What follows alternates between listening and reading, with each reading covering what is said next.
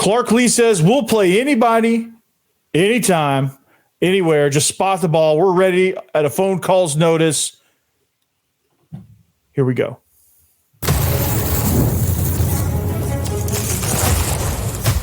You are Locked On Vandy, your daily podcast on the Vanderbilt Commodores. Part of the Locked On Podcast Network, your team every day.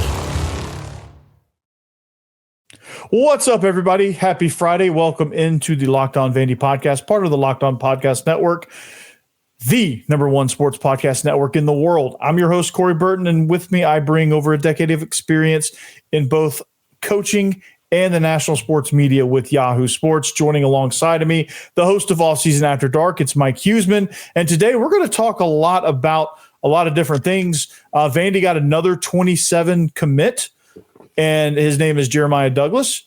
And we're going to talk about what impact he's going to have down the road on this roster, an electric commit there. We're going to talk.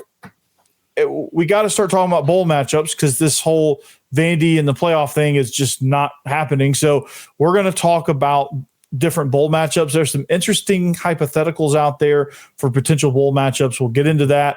But we're going to answer because of the fight that this team has had since they got proverbially knocked out of the playoffs, where you had Diego Pavia contact President Trump, which yesterday's episode I did about that, where Clark Lea has said in every chance he's gotten in front of a microphone that he thinks it's bogus, that, Vandy's not in the playoff and they'll do whatever. So we're going to talk about that. Should there be play-in games on champions? Should we blow up the calendar and just redo the playoff structure? Is it time? We'll talk about that as well. But this episode is brought to you by FanDuel. Right now, new customers can bet just $5. And if your bet wins, you'll get $300 in bonus bets to use across the app. So download the app today. Like I said, thanks for making us your first listen. Shout out to the Everydayers Club. Huge announcement coming this Monday for all Locked On viewers and listeners. So stay tuned for that. There's some special offers out there of some things that you could possibly get your hands on as far as content goes. So just be on the lookout for that. But Mike, this has been a conversation for a while, and I think people have kind of brushed it off and like, oh, yeah, it's just whatever. Some people are like, oh, that's stupid, and some people are pounding the table about it, and there's everybody kind of in between. But like this year's most recent example, you have three teams, possibly four teams that are worthy of a playoff spot that are probably going to get screwed. BYU being one that has a little bit more control of their destiny, but still could potentially get screwed. But you have four really good teams that could possibly be in the mix that won't be in the mix because of the way the structure is. So Clark Lea and Vanderbilt is one of those teams, and he's gone on and he's saying he's trying to get a 13th game. I think he actually called Miami and he actually called Utah to see if they would, on short notice, play a game this weekend to show the committee, okay, here's our pitch, here's your pitch, and let's play this thing out on the field. So that led me to this question, Mike. Should we blow up the calendar? Should there be play-in games? We know Vandy's worthy of a playoff spot. We know Texas is worthy of a playoff spot. We know Miami is, and we know BYU is, and we know Utah is. Should there be play-in games? Should we just scrap this whole notion of conference games? Should there be a mixture of like conference title games for like seeding purposes and then play-in games to see who gets those bottom spots? How do you think we should do this? You would have to blow up the system if you're going to have playoff games or play-in games, excuse me. You couldn't do them under the current system because, for example, the teams you had mentioned, Vanderbilt, Miami, Texas, Utah, Notre Dame, those teams could have legitimate play-in games, but BYU couldn't because they're playing Texas Tech, who it is not a play-in. Texas Tech is in. So it can't be a play-in for one and not the other, and then you couldn't punish BYU for losing to a better team where those other teams were playing actual play-in games. So the idea of play-in games, I don't hate it. I think you'd have to alter the setup leading to it.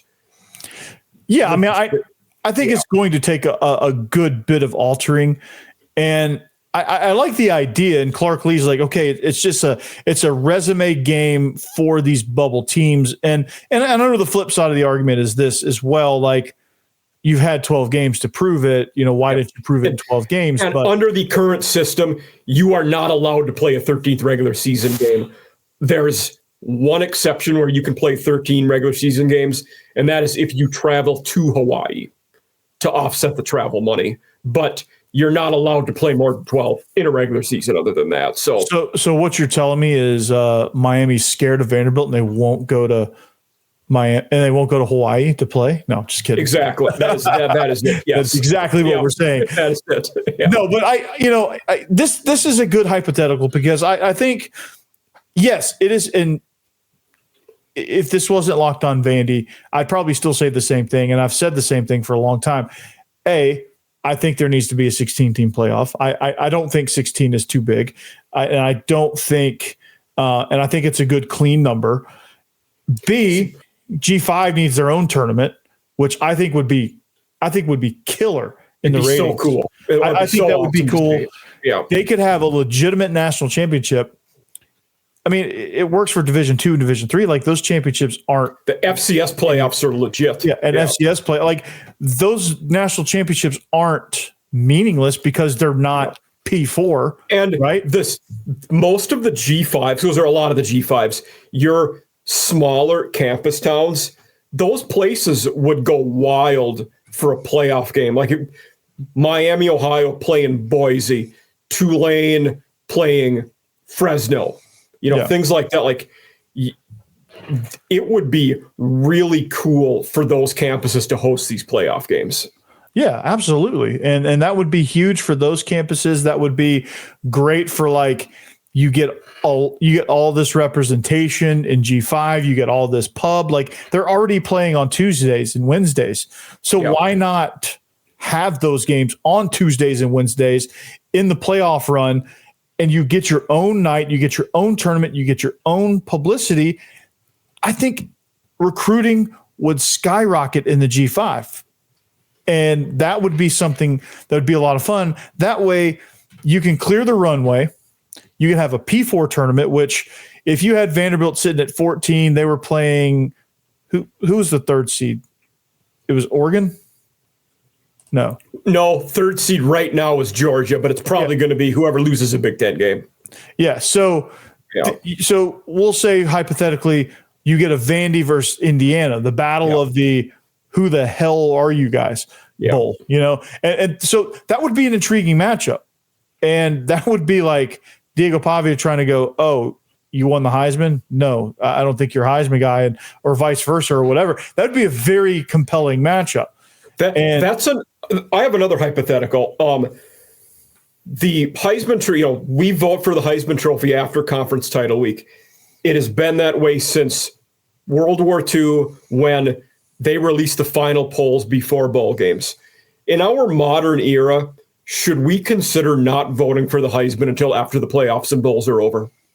Yes, I would, because so many times you get a Heisman Trophy winner that just tuckers out.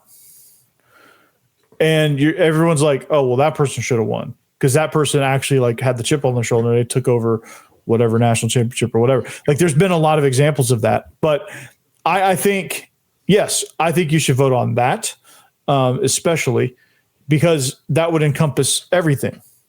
So it would give a Heisman candidate if they didn't make the playoffs and they're still somehow a Heisman candidate because they put up stupid video game numbers, but they didn't make the playoff. It would give them a chance and give them incentive, and it would maybe motivate their teammates to have extra incentive to play in the bowl game. Hey, we got to win so-and-so Heisman. Scenario also would benefit from a G5 playoff. Say one of those guys is a candidate. Well, instead of going to one bowl game and getting rolled, you get to play a whole playoff worth of G5 teams where you might put up those video game number stats and be competitive in the race. Yeah, I mean, and does the transfer portal, do you become organ donors for the Blue Bloods?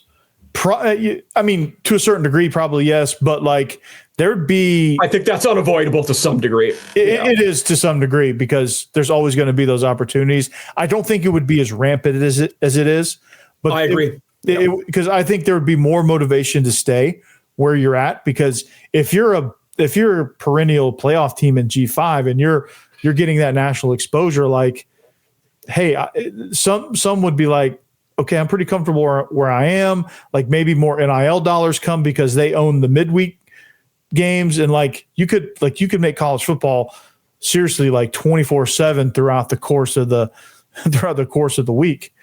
And you know who else it would be great for? Service academies, because Army and Navy would regularly make it. It would help them, and not just in a football sense. It would give publicity to the service academies and help them recruit men and women that want to serve and go to a place like that. Yeah, absolutely. And you see, because I think all three of them would make a 16-team playoff field because they're all some years they would, not the same year, but some years they would, absolutely. Yeah, and some years they probably wouldn't, and it ebbs and flows. But I think if you had a scenario like that, they would be consistent enough to where I think they could sustain. And they could be in. And what I really like now is the Ivy League is finally participating in the FCS playoffs. Yeah. That's pretty. All cool. We need is a SWAC and MEAC to do it now. Yeah, and that would be cool. So that would be a true playoff. But getting back to the original point, like the fact it's good. It's all part of this debate of like it's all part of the. Well, we're going to blow it up. How would it look? So like, then you could go, all right, well, you have a 16-team field. Maybe that first week you have like 16 plus like 2, and you play like the NCAA tournament does. You play these 2 play-in games where it's like you're the 13, 14, 15, 16 seeds, and you're playing that one extra game because you got in on the bubble, and you still keep that original 12. But FCS kind of does it with 24, where you have the top 8 get buys, and then 9 through 24 play each other in the opening round. Yeah, it's just something like that where, and I don't know if 24 teams would be right, but and I made this point as well, is like your argument for 17 and 18 hits a lot softer than your argument for 13 and 14, which hits softer than your argument of 4 and 5. Yeah. I mean, if you're right now, say Georgia and Texas Tech lose, well, if you're debating them versus an Oregon and Ole Miss, that's pretty tough. Mm-hmm. Then you go down to BYU, Miami, Vandy. That's a little easier, but still pretty tough. Then you go down even lower to the scenario we're talking about, Houston, Georgia Tech, Iowa. That's not that difficult. No, it's like, okay, well, maybe you should have won. Maybe you shouldn't have got boat raced by Pitt, or maybe you should have, something like that. Like if you can't really be mad if you're like 18 and you're not in the playoff. Yeah, it's vastly different at 13 where you're like, okay, well, we could be, because I think you look at things in multiples of 8. That's why I like to look at brackets, because multiples of 8 it's a very clean number as far as brackets go. I love that high school does 32, and they just play 5 weeks, and you could have this thing done, wiped out. I think it'd be a good system because you get a chance to now put those teams in where like Vanderbilt boat races Tennessee, but it seems like they get punished for it. And it just, I don't know, like I would love to see on conference weekend, like, hey, you're on the bubble. Okay, we're going to put an extra championship game or some sort of tie-in game where it doesn't break the more than 12 game rule, but it's kind of like a exhibition type deal where it's like, okay, you're going to play, we're going to take this result, we're going to judge it and see where you're at. I like that idea. And I like that Clark Lea is really, because normally also another side to this is Vandy likes to pound the table and say, okay, this is, Well, no, they don't pound the table. They're usually like, okay, Vandy, go sit in the corner. Just be happy you're ranked at all that stuff. And Clark Lea's not buying any of that, and he's saying, hey, look, I'm gonna go fight for this team. I'm going to fight for what's right. So we're going to continue, Mike. We're going to continue this this discussion right after this. All right, talking about FanDuel. Sundays move fast, man. One big play and suddenly everything feels different. That's what makes live betting with FanDuel so exciting. You're not just watching the game, you're reacting to it in real time. With FanDuel, you can place bets as the action unfolds, every drive, every momentum swing, every highlight moment. Live betting is the best when the game starts to shift, a receiver gets hot, a defense tightens up, or momentum flips after a turnover. FanDuel lets you jump into the moment. Live spreads, money lines adjust instantly. Player props update as guys heat up. And you can bet next touchdown scorers, drive results, totals, and more. It keeps you locked into every snap, every drive, every possibility. So if you want to be right in the middle of the action this season, visit FanDuel.com. Place your NFL bets all season long. NFL, the game moves fast, and so can you. All right, Mike Huesmann from Offseason After Dark is joining us. Thanks for making Locked On Vandy your first listen, and thank you for making Locked On number one. So, Mike, we've been going on with the debate, blowing up the calendar. It seems to be it's a job that I think is not enviable by a lot of people. I'm not sure that Hunter Yurchek is going to be the guy to be the committee chair. I don't love that either. But I do think, and I agree with Clark Lea, Vanderbilt deserves to be in, absolutely. And because this is Locked On Vandy, that's who I'm going to speak There's to. more than 12 teams that deserve to be in, though, if we're going by that logic. Yeah, absolutely. There's probably, honestly, 16 teams that legitimately deserve a shot at the national championship, which begs to prove, and there was 15 last year. So you could have shoehorned one in there and would have been fine. But if there's more than 12, there's been more than 12 the first 2 years. Just go to 16, and anything beyond 16, and I know people are going to be like, oh, well, they're just going to keep growing and keep growing the field. They're just going to keep pushing that number until we're at 136, which that's not going to happen. But yeah, I think you're going to stop. For me, the maximum would be the FCS model of 24, where the top 8 get buys and then 9 through 24 play in the opening. Or I wouldn't expand past that. Yeah, no, I wouldn't hate that either. But no, I wouldn't either. I think 16 is a good, clean, manageable bracket. You just play it out.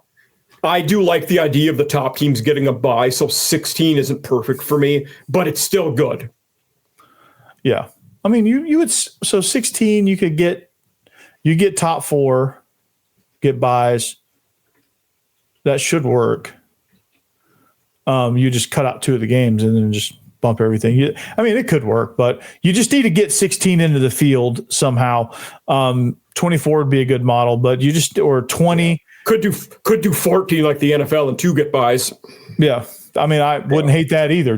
Something that would just get, because there's more than 12 deserving teams. I think the reason why they went from 4 to 12 is because they had, 10 teams fighting for one spot in the 14 playoff. And then they just realized. And they realized how many people on TV would watch.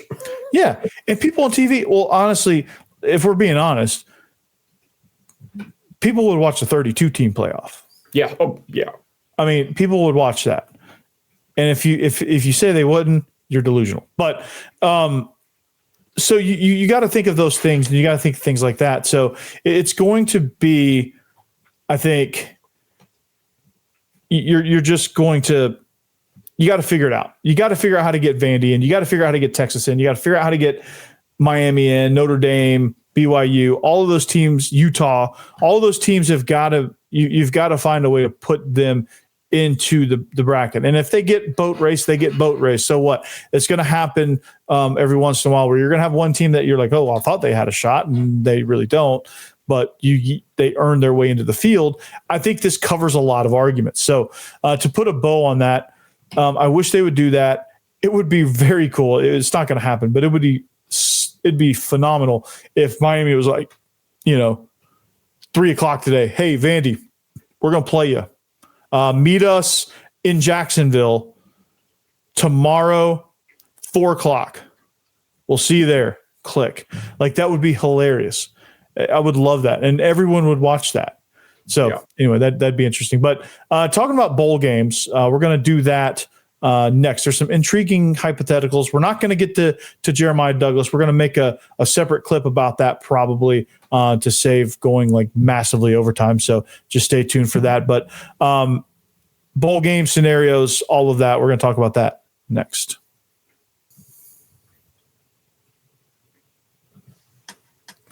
First, I want to tell you about Aura Frames.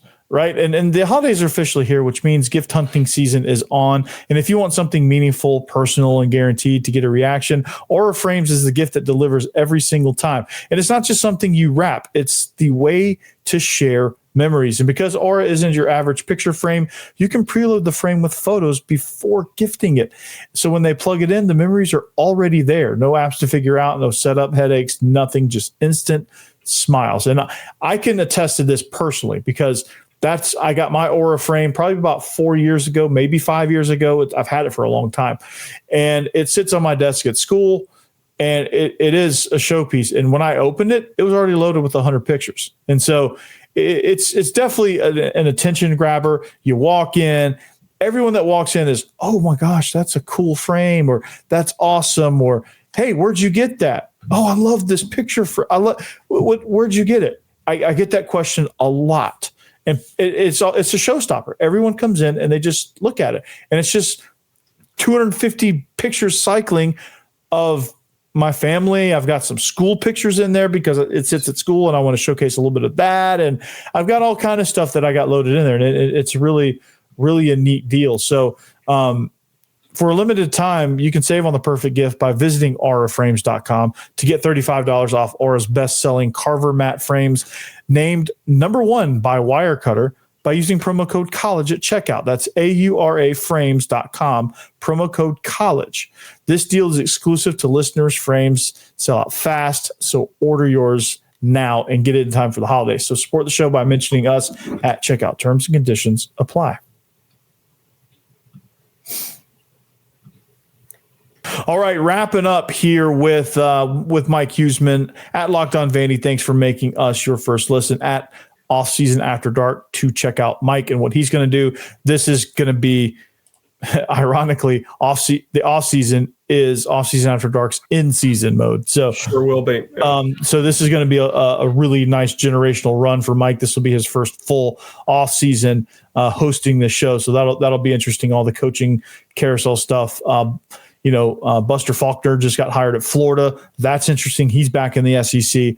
And some really good coaching hires have been had around the conference. So we'll talk about that as well, probably on a different episode. But I want to talk bowl games. I want to talk some possibilities here because it's obvious all of what we just talked about would be hypothetical, and Vandy does deserve a shot, but they're not going to get one. So they're going to be in a bowl game. And it would be highly disappointing if they got some crappy matchup. But some of the matchups I'm seeing are pretty good. Like now, if you asked me this question 2 years ago, I would have gagged, right? I would have ran to the bathroom and be like, bleh! All right. But Vandy versus Iowa in the ReliaQuest Bowl. Here's a situation. Kirk Ferentz has kind of found a little bit of resurgence, a little bit of rejuvenation. I think things had gotten stale with him, but I think he's found a little bit of a reprieve. And his defense is phenomenal. Mark Gronowski is I don't know how to describe him, honestly. But this Iowa team as a whole is pretty good and would be a really good matchup for Vandy. And I think, Mike, you said stylistically it would be very even, or it'd be a very good test for Vanderbilt. Like this matchup, if this is the matchup, I'm pretty happy with that because it's a quality opponent and it allows you to see just kind of where you are. Yeah, I mean, talk about consistency. The last 11 years, Iowa's won at least 8 games, everyone except the COVID year where they didn't play, that many games. But their O-line is one of the 5 best in the country. They have one of my buddies is an NFL draft guy, and he said they probably have 7 or 8 O linemen that are allowed to play in the NFL. Oh man! So it's very impressive up front, and that's what they do there, and they're gonna play complementary football, good defense, good special teams, and they're gonna wait for you to make mistakes, which is good because Vandy's also tough in the trenches and doesn't make many mistakes. So it could be a fun matchup. Yeah. Yeah, no doubt. Another one I saw was potentially Illinois, which would be another fun Vandy matchup because you got another team with good trench play. Altmaier's a pretty good QB. Their defensive backs are good. They got probably a little more skill talent than Iowa, not quite as good in the trenches, but they're still a good team. That'd be a fun. They're a scrappy team, which is interesting because like earlier in the season they got, and I think it was due to injury a lot, but they got boat raced by Indiana. So like it's an intriguing matchup, but they're very well respected. Yeah. And a lot of it's based on kind of the run they made a year ago and what they were able to do against South Carolina, Mike, in that bowl game. I think they still have a little bit of that juice, right? Yeah. I mean, even this year, that you talk about, they got rolled by Indiana, but then they come back the next week and beat USC. So that was another, a good team. And I think it was a 1-point game that they beat them by, but it was a misfield. It was a 1 or 2 point game anyway. Yeah. So for sure. I think, you always say, a team takes the mentality of their head coach. Illinois does that with Brett Bielema in that they're kind of pricks when they play. And I think he wants them to be that way. Like they get after it. They're nasty. They don't give you second chances and they're tough. Yeah, for sure. And that's something that you want in a team because Vanderbilt takes the identity of Clark Lea as well. And people think Clark Lea is just this stoic guy that's just kind of a robot, which, I mean, he kind of was for a while, but it's he kind of found his way and found his personality. Yep. This is a tough, hard-nosed, intense, attention to detail type team, and so that's where you're kind of getting that. So I'm excited about any one of those matchups. I think you get I think you get something really, really good. But ReliaQuest against Iowa would be good. Unfortunately, no chance at the Citrus Bowl. Because that's going to be a matchup of Texas and Michigan, and TV ratings are going to take over there as well. But another one would be intriguing, like depending on how they dole out the bowls. Like I'm seeing a Gator Bowl projection of Tennessee, Miami, but you could also get that matchup with Vanderbilt and Miami in the Gator Bowl as well, depending on what they want to do with Tennessee. Vandy, Miami would be fun because it's, two teams that would both feel hard up at not making the playoffs, and it would be their chance to prove that they should have been there. Yeah. Now, Miami might get a lot of opt-outs. Ruben Bain's probably not going to play. He might be the top pick in the draft. They're going to get some guys that don't play, but hopefully not that many. Yeah, and I've heard Vanderbilt's going to have a couple, going to have a few. Like Eli Stowers probably will not play in that game, nor should he. I don't blame him if Vandy doesn't go to the playoffs. So, and a lot of some of these opt outs, nobody would really blame these guys. And I think people that say, "Oh, well, I would play," and I think some of that, if they were faced with the decision, they probably would opt out. So, but those are some interesting matchups nonetheless. The one I'd be probably most fired up with, I don't know, like Illinois, I think would be a fun one because of how they're viewed, what they're like with Brett Bielema. I think Iowa would be an intriguing one, although I think just from the outside looking in, I think people would look at that kind of as a boring matchup. But like, I don't know if people would react the same way. I think both those games would be fun to see. Yeah, I'm with you there. I think they'd be both fun to see. I think Illinois and Iowa are two very underappreciated teams. Agree. Yeah. And as much fun as I've poked at Iowa a lot, I have one of my really good friends is an Iowa fan.